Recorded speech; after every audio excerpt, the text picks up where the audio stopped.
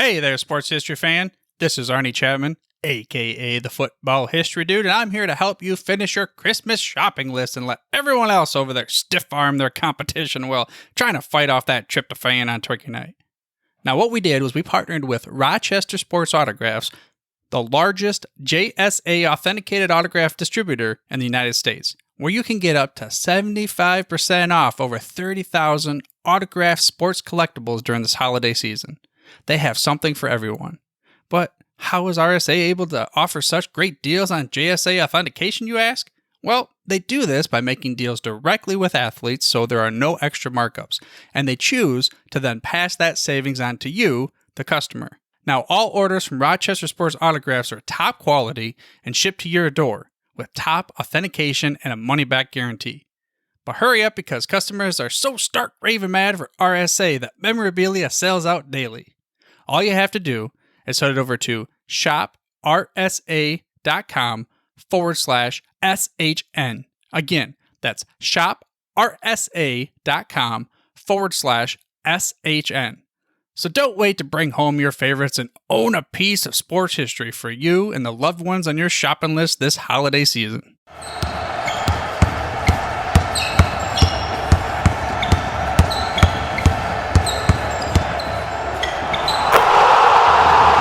This is Basketball History 101 with Rick Loayza. Welcome back to award-winning Basketball History 101 part of the Sports History Network. I am your host, Rick Loayza, and this is the podcast where we bring to life some of the forgotten stories from basketball history. We are bringing old school basketball to a new school audience. And today we bring you the story of the 1960 U.S. Olympic basketball team. And the reason I wanted to share the story of this team is because before the 1992 Olympic Dream Team, the 1960 team was considered by many to be the best Olympic team ever assembled. Now, that is high praise, but they were an excellent team by any standard.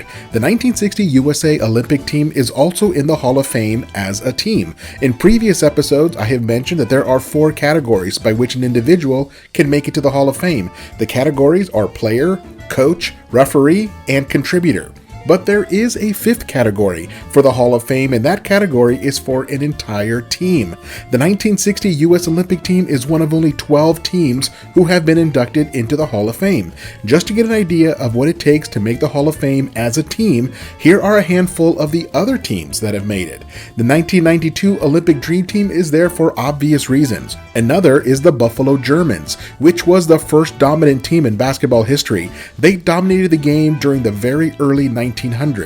There was also the first team, the group of men who played the very first game ever back in 1891. The Harlem Globetrotters are in there. MacLeod College is in there, which won the first 3 women's national championships in college back in the 1970s. Also, 2 of the very early barnstorming teams who dominated from around 1920 and into the 1940s are also in there. The original Celtics and the New York Renaissance. And if you want to hear more about the Renaissance, go all the way back to episode 2 where we share their story. For the original Celtics, go to episode 28 for their story. As you can see, to make it into the Hall of Fame as a team, the team has to be a team of historical significance. They either did something never done before, or they pushed basketball forward in terms of style or strategy. And the 1960 U.S. Olympic team is deserving of a place in the Hall of Fame. They were inducted into the Hall of Fame in 2010, 50 years after they won that gold medal at the 1960 Rome Olympics. The team was coached by Pete Newell, a Hall of Fame coach in his own right. He was the coach at the University of California at the time, and he served as Olympic coach for that summer. The 1960 U.S. Olympic team won their games by an average of 42.4 points per game, which is second only to the Dream Team. That is why they were considered the best Olympic team ever until the Dream Team showed up in 1992. But before I get into running through the roster of the players who were on that team, it is important to explain the process by which the players were chosen. It will explain why certain players made it that probably would not make the team today. Now, the process I'm going to describe is a process that had been used since 1936 when the Olympics first included basketball as a medal sport. The team that got sent to the Olympics had to be an amateur team. No NBA players were allowed back then, so if a player had ever signed an NBA contract, they were ineligible from participating in the Olympics. In other words, the United States had to find the 12 best amateur players to form the team. The way they did this was by having a tournament. 8 teams were invited to this tournament. One of the teams teams was the NCAA champion Ohio State University. There was also a team of college all-stars too. There was another team made up of military personnel. The Army and Navy each had their own basketball leagues, so they put together a combined team of their best players for this tournament. The American Athletic Union, or AAU, also sent their champion, the Peoria Caterpillars from Illinois. A couple of other AAU teams also participated, the Phillips 66ers and the Wichita Vickers. Today, most people think of AAU basketball being primarily based around middle school and high school players, and that is very true today. But back then, the AAU also had a division for amateur men. Teams were formed all over the country in a variety of leagues that eventually led to a national championship tournament. Many great players prior to 1960 chose not to go to the NBA and instead got regular jobs in order to make more money and then continue playing basketball through the AAU for fun. So when preparing to send an Olympic team, it was important to include AAU teams because they would have players that were just as good or better than the best American college players. At the time, there was no clear leader of the Olympic basketball team. Today, that organization is called USA Basketball and it is led by Grant Hill. But back in 1960, there was no USA Basketball. Representatives from the NCAA and AAU worked together to form the team. And there was a little bit of a struggle between the two organizations for control of the Olympic team. The AAU wanted nothing more than to have sole control and send an entire team of AAU players to the Olympics. The NCAA, of course, wanted nothing more than to send the best NCAA players to the Olympics. This tournament was their compromise. The two sides agreed that they would take the 7 best NCAA players, the 4 best AAU players, and 1 player from the military team to form the team that would go to Rome for the Olympics. Now, this is a good place to take a break, and I'll be right back with that final roster and the Olympic tournament.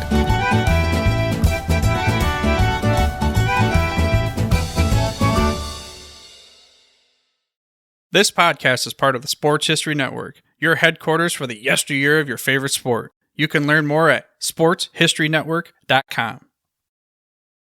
At the Sports History Network, we're all about sports yesteryear, and so we're so pleased to introduce you to Row One, an online memorabilia gallery and shop that brings your sports history to life anywhere. The Row One gallery includes over 5,200 gorgeously reproduced prints of team posters, game program covers, game tickets, advertisements, and more in baseball, pro and college football, pro and college basketball, and more. And any gallery item may be printed in a variety of sizes on wood, metal, canvas, acrylic, or poster paper. And in Row One shop, check out the thousands more of unique items with the retro and historical designs dating back to 1876, including t-shirts, long sleeve shirts, phone cases, mugs, blankets, pillows, towels, and even shower curtains. Go to sportshistorynetwork.com, ROW1, for access to the full Row One catalog and for gallery prints and gift items, plus get a 15% discount off all prints on the Row One Pictorium Gallery with coupon code SHN15. Follow the link on the show notes. Hi, everybody. Dan and Andrew from Hello Old Sports here. We wanted to drop in and let you know about our latest episode. That's right. We interviewed the co-authors of Phyllis George, Shattering the Ceiling, a biography of groundbreaking broadcaster Phyllis George. And her life is really sort of a journey through 20th century America, from Miss America pageants to the Kentucky State House to the groundbreaking NFL Today show on CBS, even the Kentucky Colonels of the old ABA. We got into all sorts of stories about the Celtics under Red Auerbach, about the interview with Roger Staubach, about really all sorts of things, a fight between Brent Musburger and Jimmy the Greek. We really enjoyed talking with Lenny Shulman and Paul Volpone, who teamed up to write this book. The book is on sale right now, wherever books are sold. Within reason. Garage sales, probably not. So go ahead and pick up a copy today. And if you want a chance to win the book, you can go to sportshistorynetwork.com/giveaways and register for a chance to win. Goodbye, old sports. Welcome back to the show, and let us get to the roster of the 1960 Olympic team. Before the break, I shared how the team was chosen. 8 teams were invited to a tournament where 12 players were selected to be part of the final team. One military player chosen was Adrian Smith. He had played his college ball at Kentucky for Adolph Rupp before entering the Army. After leaving the Army, he became an NBA All-Star. The 4 AAU players named to the team were Lester Lane from the Wichita Vickers, Burdette Halderson of the Phillips 66ers, and Alan Kelly and Bob Boozer from Peoria Caterpillars. Boozer also chose to go to the NBA a couple of years after the Olympics and became an All-Star himself. And here are the 7 NCAA players to make that team. The first was Jay Arnett from the University of Texas. He had a decent NBA career. We also had Terry Dissinger, of Purdue University and Darrell Imhoff from the University of California, who both later became NBA All-Stars. The last 4 of the NCAA players not only went on to become NBA All-Stars, but all 4 are in the Hall of Fame as individual players. They are Walt Bellamy from the University of Indiana, Jerry Lucas from Ohio State University, Jerry West from West Virginia University, and Oscar Robertson from the University of Cincinnati. West and Robertson were clearly the 2 best players on the team and were named co-captains, not only for their play, but also for their natural leadership. It was also obvious to the NBA that they were the 2 best players, as Oscar Robertson was later drafted with the 1st overall pick by the Cincinnati Royals, and Jerry West was picked 2nd by the newly relocated Los Angeles Lakers. So off they went to Rome, Italy for the Olympic competition. The Olympics began on August 25th and closed on September 11th. The tournament format was quite odd. They played the entire tournament in a round-robin format.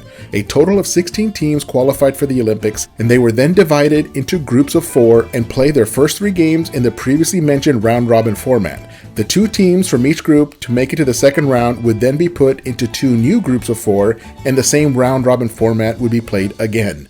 Then, the top 2 teams from each of those groups would go into the 3rd and final stage, where they would play round-robin again to determine medals.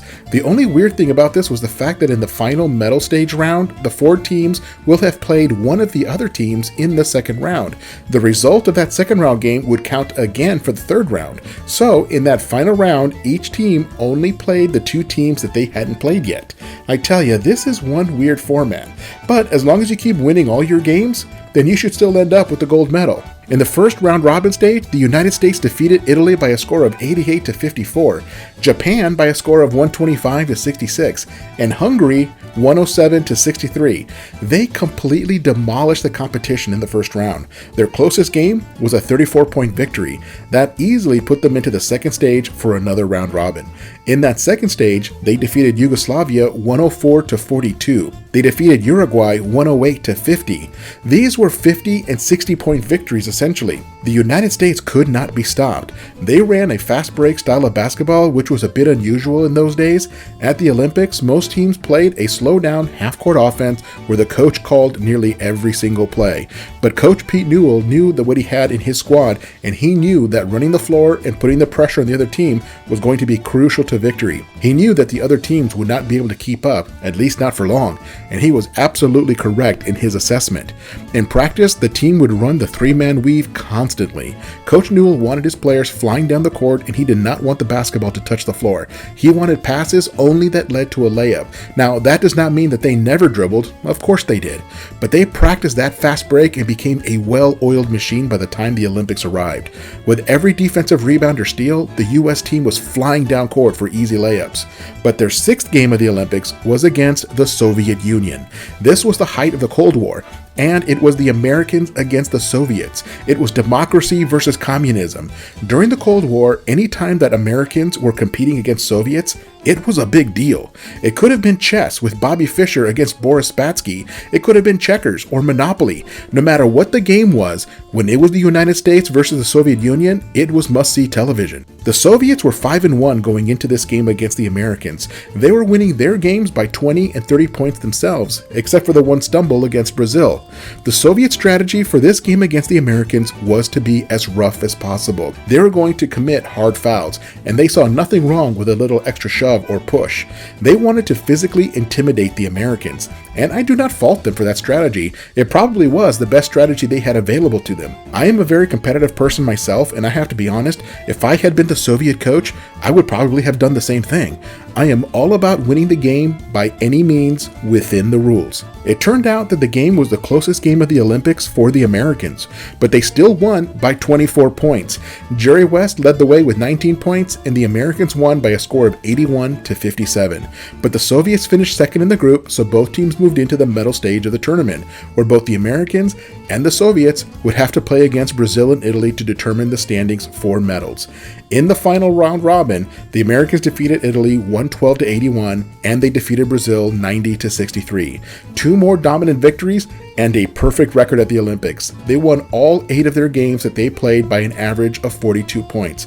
Up to that point, that was the most dominant Olympic performance in history. That 42-point average margin of victory would stand until 1992, when the Dream Team averaged 44-point victories. It was gold again for the Americans, and up to that point, no other country had ever won Olympic gold in basketball other than the United States. Today, the entire team goes up to the podium to receive their medals, but back then, only the captains went to the podium. The rest of the team hung back and received their medals in private. So Oscar Robertson and Jerry West, representing their teammates, accepted their gold medals in front of a packed arena. So in 2010, when they were inducted into the Hall of Fame, the two co-captains went to the podium to share some words about the experience of representing their country. I have put links down in the description to not only that game against the Soviets, but also to their Hall of Fame speeches. So go down to the description to check those out. The 1960 team was arguably the greatest amateur team ever assembled. No other team dominated Olympic competition the way they did during the amateur era. They deserve their spot in the Hall of Fame. Well, that does it for today. Thank you for taking time to stop by and listen. Join us next week when we share the story of the last ABA player to retire from basketball. He played for 19 seasons after the ABA merged into the NBA. That's next time on Basketball History 101, part of the Sports History Network, the headquarters of Sports Yesteryear. Go to sportshistorynetwork.com to find out more about this and other sports history podcasts. If you like what you hear, please hit that subscribe button wherever you get your podcasts. And check out our page on Facebook. It's called Basketball History 101 Podcast. There you'll find shorter historical posts as well as comments and discussion starters on today's game. I'll also announce there when new episodes come out. I want to thank my producer and editor, Jacob Loayza. Join us each week as we continue to mine the history of basketball for more great stories from the past. Take care and see you soon.